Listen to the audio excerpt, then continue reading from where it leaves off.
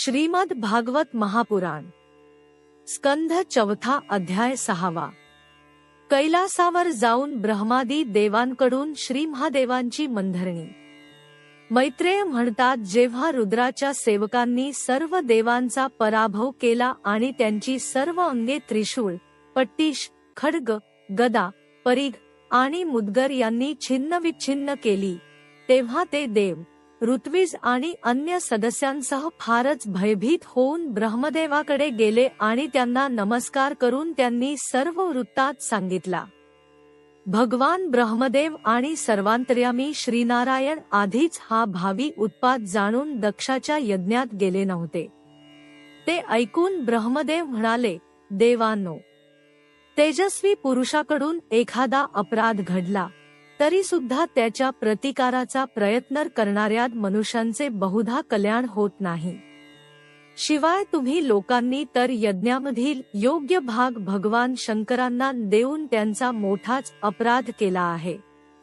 परंतु शंकर फार लवकर प्रसन्न होणारे आहेत, म्हणून तुम्ही शुद्ध हृदयाने त्यांचे पाय धरून त्यांना प्रसन्न करा. दक्षाच्या दुर्वचनांनी त्यांचे हृदय अगोदरच विद्ध झाले होते. त्यावर त्यांचा सतीशी वियोग झाला. म्हणून तुम्हाला जर तो यज्ञ पूर्ण करायचा असेल तर ताबडतोब जाऊन त्यांची क्षमायाचना करा, कारण ते कोपल्यावर लोकपालांसह या सर्व लोकांचे जगणेही अशक्य आहे. भगवान रुद्र संपूर्णपणे स्वतंत्र आहेत. त्यांचे तत्व, शक्ती आणि पराक्रम यांचे प्रमाण तुम्ही, इतर ऋषीमुनी किंवा इंद्र हे तर जाणत नाहीतच, एवढेच काय मी स्वतःही जाणत नाही. त्यामुळे त्यांना शांत करण्याचा उपाय कोण करू शकेल? देवांना असे सांगून ब्रह्मदेव त्यांना, प्रजापतींना आणि पितरांना बरोबर घेऊन आपल्या लोकातून शंकरांचे प्रिय निवासस्थान असलेल्या पर्वतश्रेष्ठ कैलासावर गेले. त्या कैलासावर वनस्पती, तप, मंत्र आणि योग आदी उपायांनी सिद्धी प्राप्त झालेले आणि जन्मतःच सिद्ध असे देव नित्य निवास करतात. तसेच किन्नर, गंधर्व आणि अप्सरा नेहमी तेथे असतात.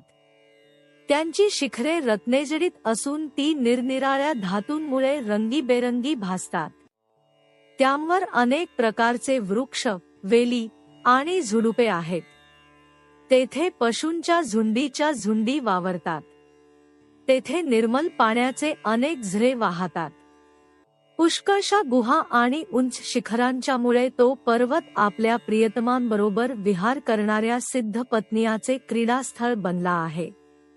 तो पर्वत मोरांचे केकारव, धुंद भ्रमरांचे गुंजारव, कोकिळांचे कुहुकुहू ध्वनी आणि पक्ष्यांचा किलबिलाट यांनी निनादून गेला आहे.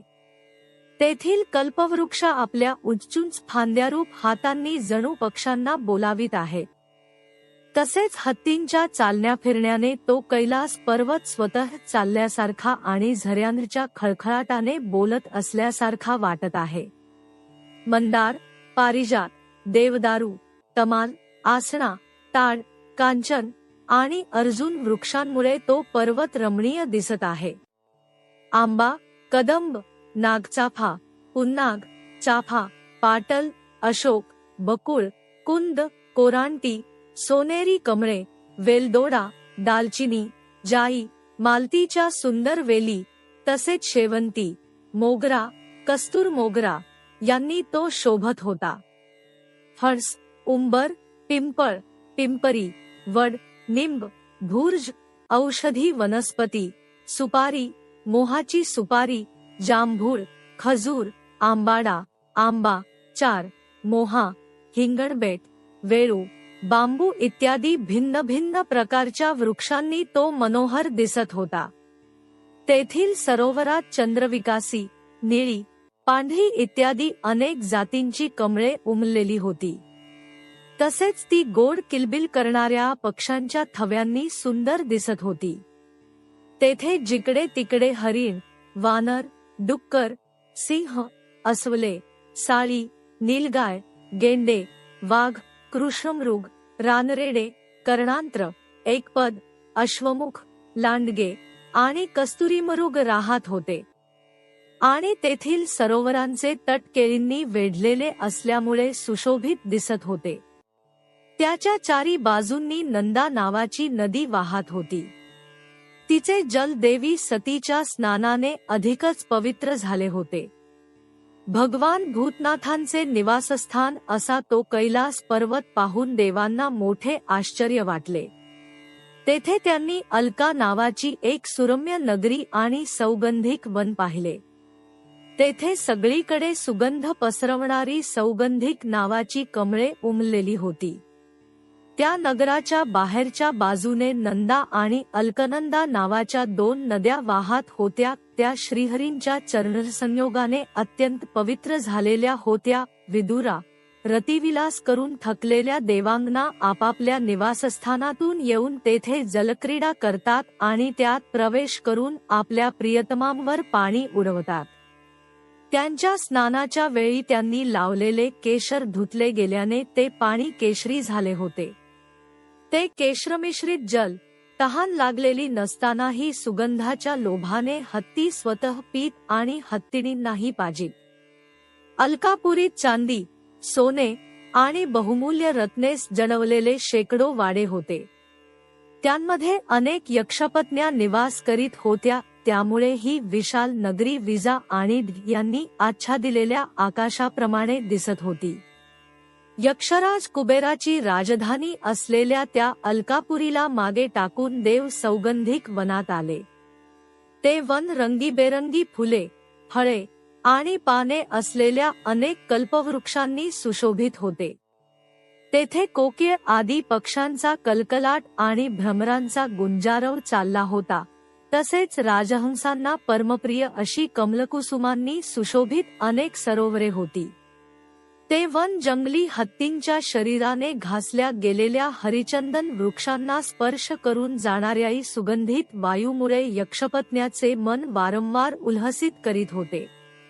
तेथील पुष्करिणींच्या पायऱ्या वैडूर्य मण्यांपासून बनविलेल्या होत्या. त्यात पुष्कळ कमळे उमलली होती. तेथे अनेक किंपुरुष आले होते. अशा प्रकारे त्या वनाची शोभा पाहत जाता जाता देवांना जवळच एक वटवृक्ष दिसला. तो वृक्ष 100 योजने उंच होता आणि त्याच्या फांद्या 75 योजने पसरलेल्या होत्या. त्याच्या चारी बाजूंना नेहमी सावली राहत असे. त्यामुळे तेथे उन्हाचा त्रास कधी होत नसे. तसेच त्यावर पक्ष्यांची घरटीही नव्हती. त्या महायोगमय आणि मुमुक्षूंना आश्रयभूत वृक्षाच्या खाली भगवान शंकर बसलेले देवांनी पाहिले. ते क्रोधरहित कालाप्रमाणे दिसत होते. त्यांचे शरीर अतिशय शांत होते. सनंदन आदी शांत महासिद्ध आणि यक्षराक्षसांचे स्वामी मित्र कुबेर त्यांची सेवा करीत होते. जगतपती महादेव सर्व विश्वाचे सुहृद आहे. स्नेहामुळे ते सर्वांचे कल्याण करणारे आहेत. ते लोकहितासाठीच उपासना, तप, समाधी इत्यादी साधनांचे आचरण करीत असतात. संध्याकालीन मेघाप्रमाणे कांती असलेल्या शरीरावर त्यांनी तपस्व्यांना आवडणारी भस्म, दंड, जटा आणि हरणाजीन ही चिन्हे तसेच मस्तकावर चंद्रकला धारण केलेली होती. ते एका दर्भासनावर बसले होते आणि अनेक साधू ऐकत असताना श्रीनारदांनी विचारल्यावरून सनातन ब्रह्माचा उपदेश करीत होते. त्यांनी डावे चरणकमल उजव्या मांडीवर ठेवलेले होते आणि डावा हात डाव्या गुडघ्यावर ठेवून मनगटात रुद्राक्षांची माळ घालून उजव्या हाताने ज्ञानमुद्रा धरून ते बसले होते. ते कुबडीचा आधार घेऊन एकाग्र चित्ताने ब्रह्मानंदाचा अनुभव घेत होते. लोकपालांसहित मुनींनी मनन करणाऱ्यानंतर सर्वश्रेष्ठ अशा भगवान शंकरांना हात जोडून प्रणाम केला. जरी देव आणि दैत्यांचे अधिपती श्रीमहादेवांच्या चरणांना वंदन करीत असले तरी श्री ब्रह्मदेवांना आपल्याकडे आलेले पाहून ते ताबडतोब उठून उभे राहिले आणि जसे वामनावतारात परमपूज्य विष्णू कश्यपांना वंदन करतात त्याप्रमाणे मस्तक लवून त्यांनी त्यांना प्रणाम केला.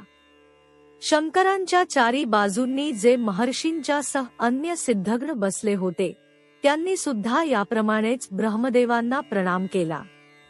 सर्वांचा नमस्कार करून झाल्यावर अजूनही हात जोडून उभे असलेल्या चंद्रमौळी भगवानांना ब्रह्मदेव हस्त हस्त म्हणाले.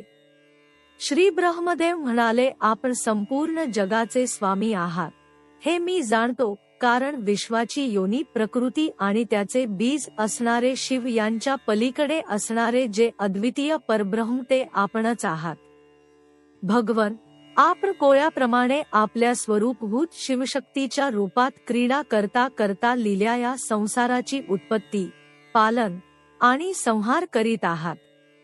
आपणच धर्म आणि अर्थाची प्राप्ती करून देणाऱ्या वेदांच्या रक्षणासाठी दक्षाला निमित्त करून यज्ञाला प्रगट केले आहे.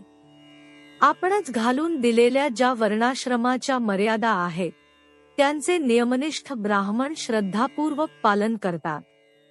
मंगलमय महेश्वरा, आपण शुभ कर्म करणाऱ्यांपणा स्वर्गलोक किंवा मोक्षपद बहाल करता, तसेच पापकर्म करणाऱ्यांना घोर नरकात टाकता.